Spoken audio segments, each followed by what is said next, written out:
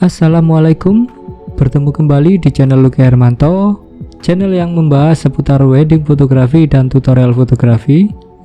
Dalam video kali ini saya ingin share tentang bagaimana saya men-setting kamera Canon yang saya gunakan, yaitu EOS 6D, baik untuk prewedding maupun photo wedding. Video ini merupakan video yang di request teman-teman tentang cara saya setting kamera Canon. Untuk itu, simak video berikut sampai selesai. Namun sebelum itu, bagi teman-teman yang belum subscribe, monggo di subscribe, karena di channel ini kita akan bikin konten-konten seputar wedding fotografi dan tutorial fotografi yang tentunya bermanfaat. Bagi teman-teman yang sudah subscribe, matur nuwun.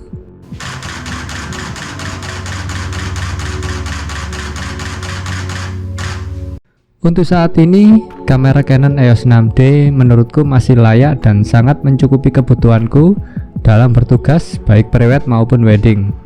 Kamera full frame 20 megapiksel ini sangat bisa diandalkan di segala situasi dan kondisi. Di video ini saya ingin share bagaimana saya men-setting kamera ini agar sesuai dengan kebutuhan dan kebiasaan saya. Jadi settingan ini tidaklah mutlak, semua tergantung dari karakter masing-masing. Saya adalah tipikal yang senang utak-atik dan mempunyai penasaran yang tinggi terhadap teknologi dan fitur-fitur yang ada di gadget yang saya miliki. So, di video ini akan saya share hasil kontemplasi saya selama menggunakan kamera ini. Hal pertama kali ketika saya memiliki kamera Canon adalah merubah tombol fungsi set. By default, ketika kita klik tombol set, maka tidak terjadi apa-apa. Namun, kita bisa merubahnya menjadi shortcut yang mempercepat kita mengakses menu yang kita inginkan. Biasanya saya set di image quality karena kebiasaan saya yang sering menggonta-ganti format foto agar sesuai dengan kondisi DTKP dan kebutuhan foto nantinya. Terkadang saya perlu RAW, terkadang hanya JPEG, bahkan terkadang RAW plus JPEG. Semua tergantung kondisi, situasi, dan kebutuhan untuk cetak nantinya. Detailnya nanti akan saya bikinkan video tersendiri tentang RAW dan JPEG. Untuk cara mengganti tombol set, yaitu kita masuk ke menu Quick Menu dengan menekan tombol key, lalu pilih Custom Control, lalu pilih Set Button. Di situ ada beberapa pilihan, diantaranya No Function, ini adalah defaultnya, lalu Image Quality, Picture Style, Menu, dan Flash Compensation. Ya, disesuaikan saja menurut kebutuhan teman-teman. Kalau saya sih Image Quality saja. Oke, kita lanjut masuk ke menu apa saja yang saya atur untuk pemotretan prewed maupun wedding. Menu pertama adalah Image Quality. Di sini terdapat dua jenis file, yaitu RAW dengan beberapa pilihan dan JPEG juga dengan beragam pilihan. Tiap image quality menghasilkan kualitas dan ukuran yang berbeda-beda. Untuk foto yang nantinya akan saya edit agak ekstra dengan kondisi pencahayaan yang terlalu kontras, serta ada kemungkinan untuk cetak perbesaran, biasanya saya gunakan format RAW. Sedangkan untuk JPEG biasanya saya gunakan untuk kondisi normal-normal saja, dan nantinya diedit menggunakan editing natural. Terkadang saya juga menggunakan kedua format tersebut, yaitu RAW plus JPEG. RAW untuk proses editing, sedangkan JPEG saya set sekecil mungkin untuk kebutuhan preview dan untuk mempercepat share ke klien. Menu berikutnya adalah bip. Bip ini tidak perlu kita ganti kecuali kita motret di tempat yang sensitif terhadap suara.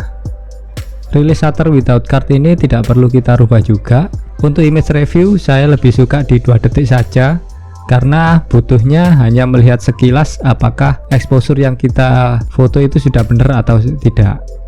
Oke, lanjut ke menu berikutnya adalah Lens Aberration Correction. Ini tidak saya rubah sama sekali. Oh ya, untuk fungsi dari menu-menu tersebut bisa teman-teman lihat di link di atas ini atau link yang ada di deskripsi. Lanjut ke menu External Speedlight Control.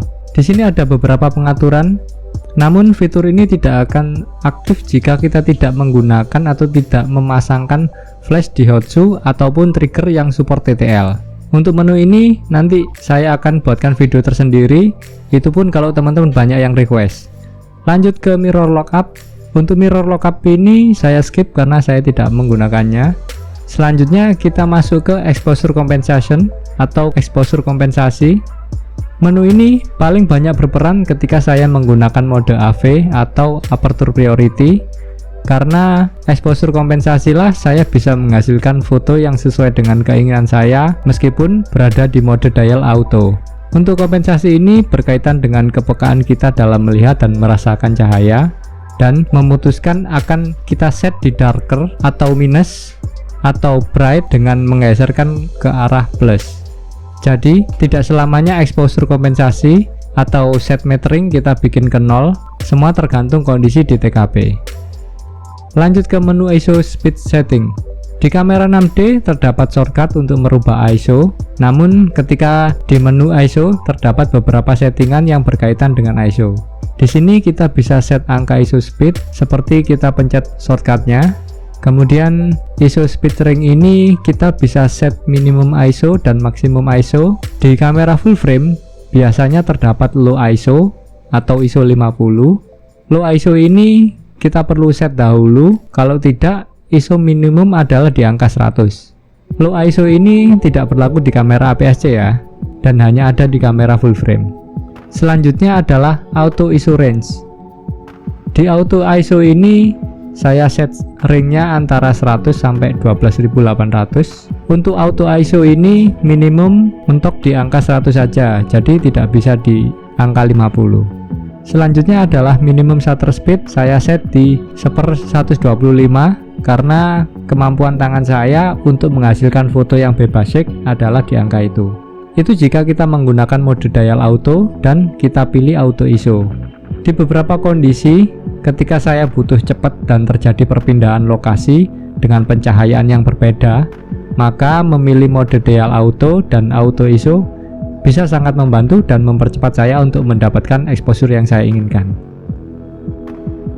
Oke, lanjut ke white balance.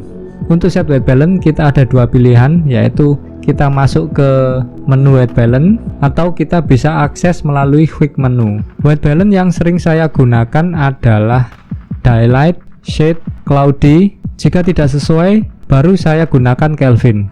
Terkadang saya gunakan auto white balance jika lagi gak pengen ribet, dan format yang saya gunakan adalah format RAW karena nantinya masih bisa kita set lagi white balance-nya di proses editing.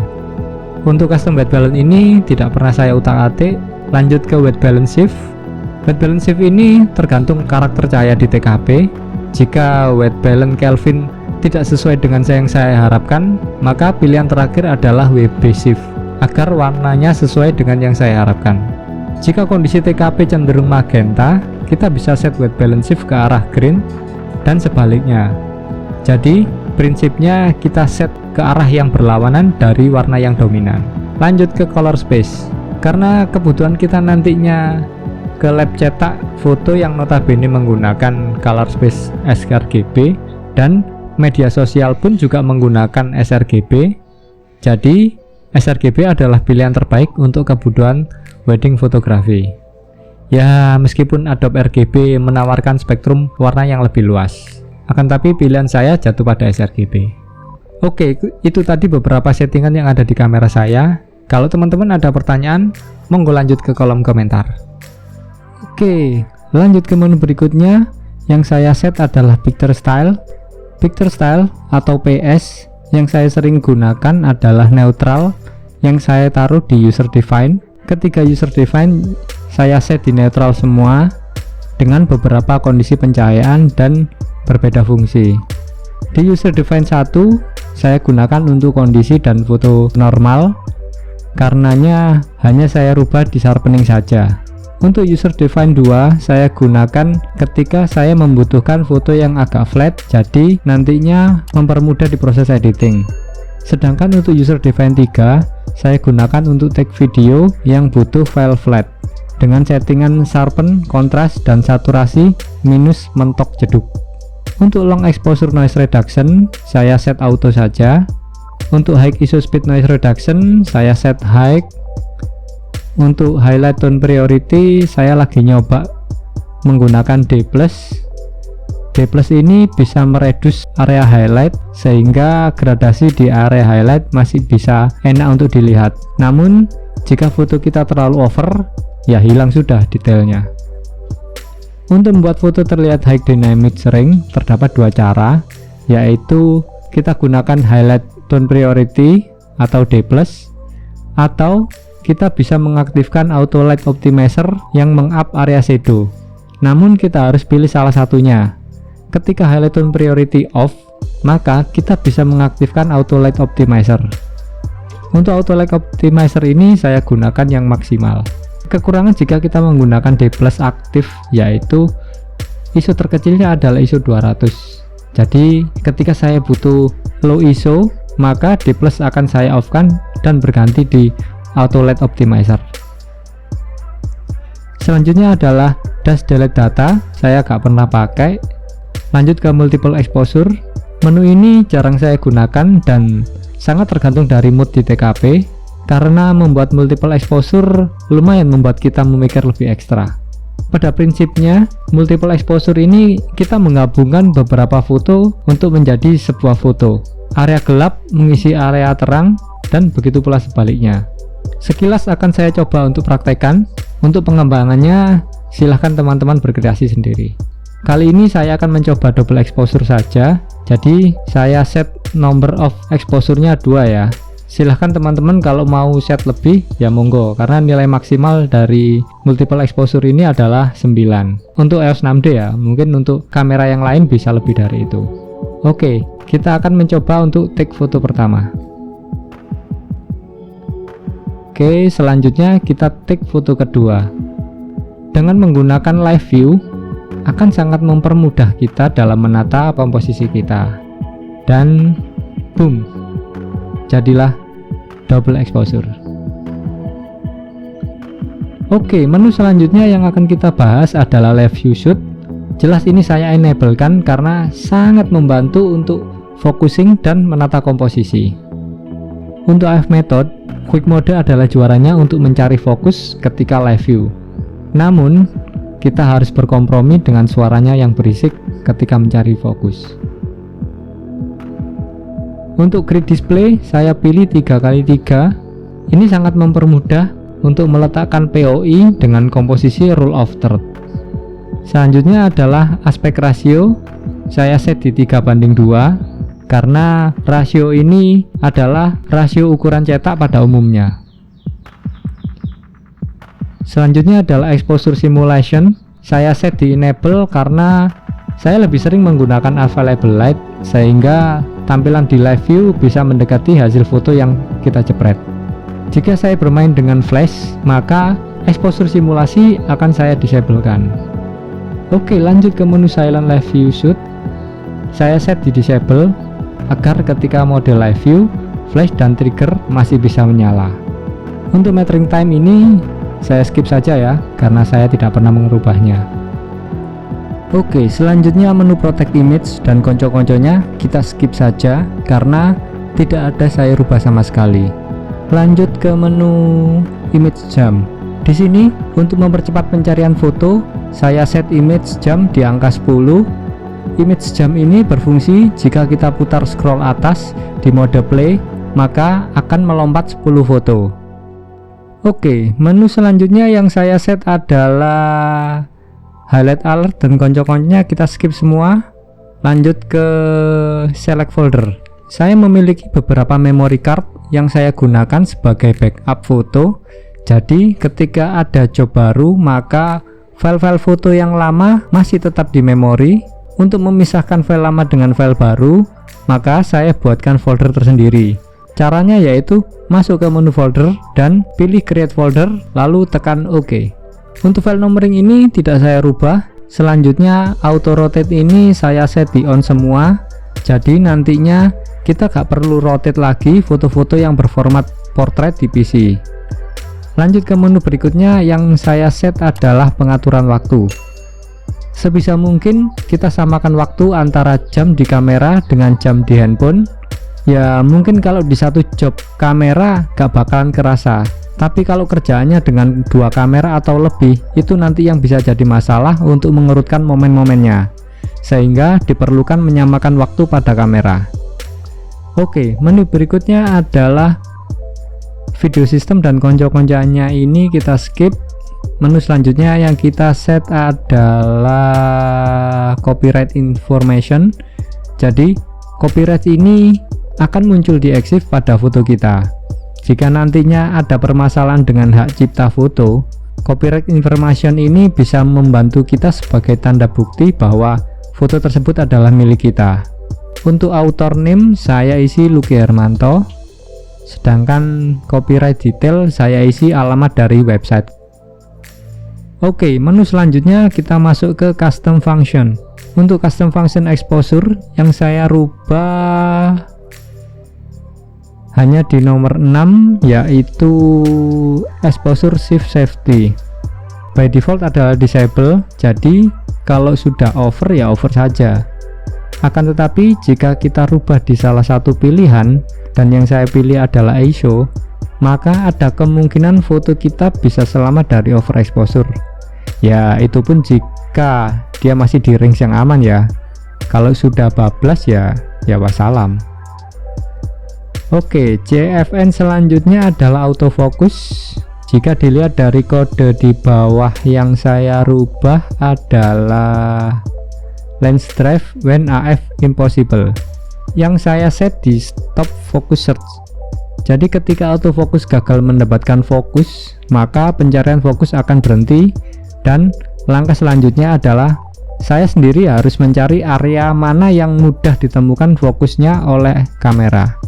Selanjutnya yang saya rubah adalah AF micro adjustment dengan adjust by lens di angka -20, yang artinya titik fokusnya bergerak mendekat ke arah kamera. Hal ini dikarenakan fokusnya lebih sering back focus, jadi perlu saya majukan titik fokusnya. Perubahan AF micro adjustment ini tergantung dari lensa yang saya gunakan, jadi nggak semuanya di -20. Oke, lanjut ke CFN operation and others, yang saya set adalah multifunction lock. Jadi saya centang semua menunya mulai dari main dial, quick control, dan multi controller. Selanjutnya adalah warning in viewfinder, yang saya centang adalah ketika picture cell saya monokrom, maka akan memberikan notif di viewfinder. Selanjutnya adalah custom control. Menu ini juga ada di quick mode. Yang saya rubah adalah tombol set dan multi controller. Tombol set saya ganti dengan image quality, di awal-awal video sudah saya jelaskan. Sedangkan multi controller ini saya pilih AF point direction selection. Jadi dengan menekan tombol kiri, kanan, atas, bawah, itu bisa memilih titik fokus yang saya inginkan. Oke, selanjutnya adalah my menu. Ini adalah menu-menu yang sering saya gunakan. Di antaranya adalah white balance, rating, external speed control, multiple exposure, AF micro adjustment, dan exposure compensation. Untuk detailnya nanti akan saya buatkan video tersendiri. Oke, itu tadi bagaimana saya men-setting kamera agar membantu saya dalam bertugas. Teknologi itu tergantung bagaimana kita menggunakannya. Bisa sangat membantu kita atau malah bisa membunuh kita. Semua tergantung dari pilihan kita, mau menggunakannya secara bijak atau malah mengabaikannya. Kalau teman-teman ada pertanyaan atau kritik dan saran, monggo lanjut ke kolom komentar. Semoga bermanfaat, sehat selalu, dan wassalam.